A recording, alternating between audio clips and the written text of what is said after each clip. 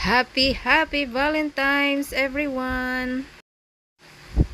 Tanghali na naman guys at magluto na tayo. Ayan, papakuluan ko lang yung aking mainit na tubig. Lagyan ko ng asin, bitchin, pamintang durog, pamintang buo, laurel at ang aking pork chop na pinabili sa aking Grab.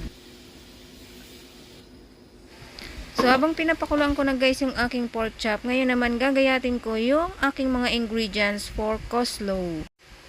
Coleslaw guys, coleslaw.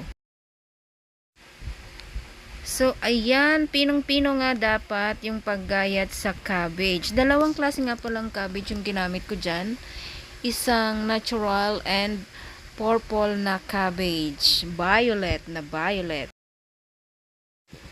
O diba guys, ang ganda ng kulay. At syempre, hindi mawawala ang ating carrots and onions. Sobrang maninipis nga lang guys yung paghiwa ko dyan ng mga gulay.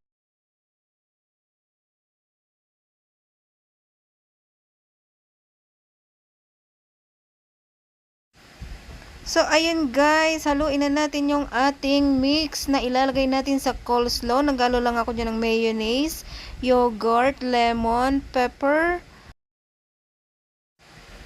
At syempre, hindi mawawala ang asin or salt.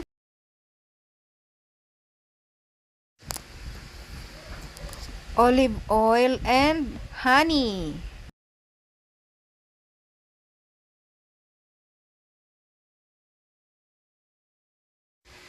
Ayan, haluin lang natin para makombine yung lahat ng ating mixed ingredients.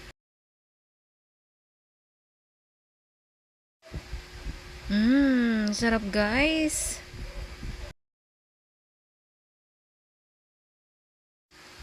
Then, ilagay na natin at i-mix na natin yung ating coleslaw.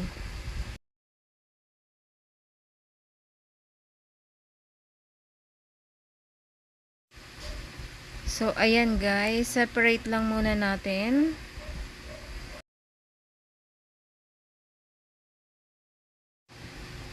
So, ayan, ready na yung pinakuluan kong pork chop. Dapat sana guys, gagawin ko yung pork steak. Kaya lang, tinatamad ako at hindi naman siya bagay sa coleslaw. So, naisipan ko, gawin na lang siyang pork chop. Simpleng pork chop. So, dahil manipis nga lang naman yung pork chop na aking nabili, so, kaya ayan, mabilis lang naman siyang maluto.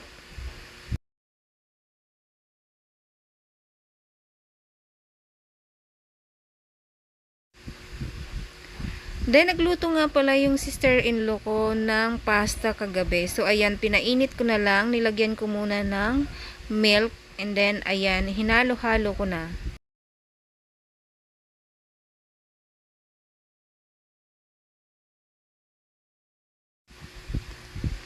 So, ayan guys. Hindi ko alam kung tama yung timpla niyan. So, nilagyan ko na nga ng dahon, ng spinach sa ibabaw.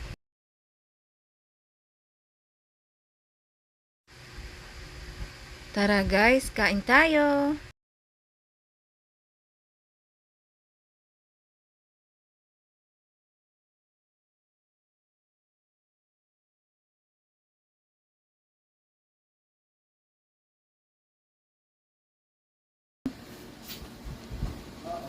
Kain na guys! Tikman na natin ang coleslaw.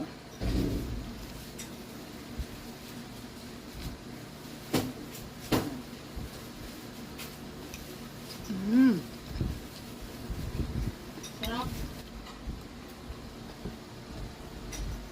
Pork chop and pasta.